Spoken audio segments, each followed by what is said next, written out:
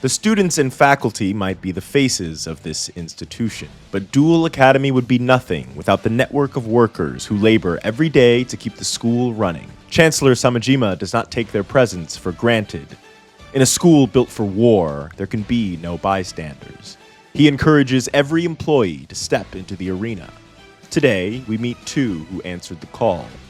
The first is Seiko. From behind the counter of Duel Academy's card shop, Seiko watches the same cycles play out over and over. Blues, who think they own the place. Reds, who treat a bad duel like a national crisis. We get it. You guys take this game very seriously. Seiko grew up making sure her little sister ate before she did. She wanted to come to Duel Academy, but she didn't have the money. And when her name wasn't drawn for the scholarship lottery, that should have been the end of it. But Seiko's never been the type to let something end just because it's supposed to. She wrote to Pegasus himself, straight to the point. I want to be a duelist. I don't have any money. Got anything for me? And weirdly enough, he did. It wasn't what she wanted, but that's life. Seiko finds Duel Academy a funny place. The students here are living in La La Land, obsessed with rankings and last names. She doesn't resent them for it, but she doesn't indulge it either. You want her respect, earn it. Treat her like furniture, and she'll do the same. But if you're worth the effort, Seiko will have your back. She's kind of like the older sister who keeps it real. The one who'll give you a reality check when you deserve it, but still might slip you a free pack when no one's looking. But Seiko isn't just here to stack shelves. She studies every box that comes through the shop, keeping track of the evolving meta. And she watches matches like it's a second job. So when the Chancellor encouraged the staff to join the tournaments, she was ready. Miss Tome. Oh, I'm sorry. The Amazing Tome. It started when Pegasus announced a worldwide hunt for a new, one-of-a-kind, secret rare card, the Dark Magician Girl, hidden somewhere in the latest pack. He asked Miss Tome to get the students at Duel Academy excited about it. She took the assignment and kind of ran away with it. She became the Amazing Tome, donning a homemade Dark Magician Girl outfit and performing theatrical magic tricks in the shop. The blues scoff, the yellows play along, but the reds, they adore Miss Tome. At first, they wanted nothing to do with her. They were already at the bottom of the social ladder. They weren't going to be caught dead humoring a doting old woman in a costume. But Miss Tome is undeniable. It started with one student who was on the edge of quitting. She saw the sadness behind his eyes and struck up a conversation. Next thing he knew, they'd been sitting there for hours. She listened to him vent, offering advice. Soon, students from Slifer Red started drifting in, finding excuses to linger.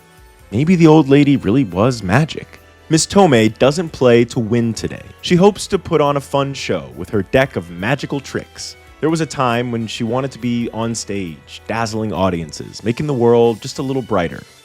But life had other plans. Tome was still a girl when the noble houses rebelled, and the Great War turned her world into something unrecognizable. By the time the smoke cleared, the girl was gone. When she heard the great General Nobu Samajima would be speaking at an event nearby, she couldn't stay away. Her voice cut through the crowd's reverence. "You speak of sacrifice. Tell me, General. What did you sacrifice? Your home? Your family? Or was it just ours?" She was escorted out of the event, but she didn't let him escape. She confronted him after it was over, and they argued for hours, right there on the street, until the sun came up. He had never met anyone like her. She became his heart, and it was because of her that he finally reckoned with his past. He had grown numb, burying himself in the cold arithmetic of war. She made him face the names behind the numbers. And after all she'd been through, she was still filled with such boundless joy and love for humanity. She traced his scars with gentle fingers, reminding him that he was still human, that he could still change. And because of her, he finally spoke out, turning against the throne that had made him a hero. And then, the warning came. If you continue, we will not take your life, General. We will take hers. And so, for the first time in his life, General Nobu Samajima surrendered. When Pegasus's invitation arrived, Samajima threw it away without a second glance. But Tome found the crumpled letter and confronted him. She refused to let him shrink away any longer. Oh, how he fought her. But He had never been a match for Tome. She used his own teachings against him. Article 4. He still had a duty to the world he had once helped shape. They both did. And if he feared for her safety, then there was only one solution. They would fight together. And if that fight brought their end, then they would die together too. But don't let the costume fool you. Miss Tome is not just an old woman playing magician. She knows there will come a time when the past comes knocking on their door. But if anyone wants to come for her new home, then they best remember. You learn a lot of things as the wife of a general, and an old magician never reveals all her tricks.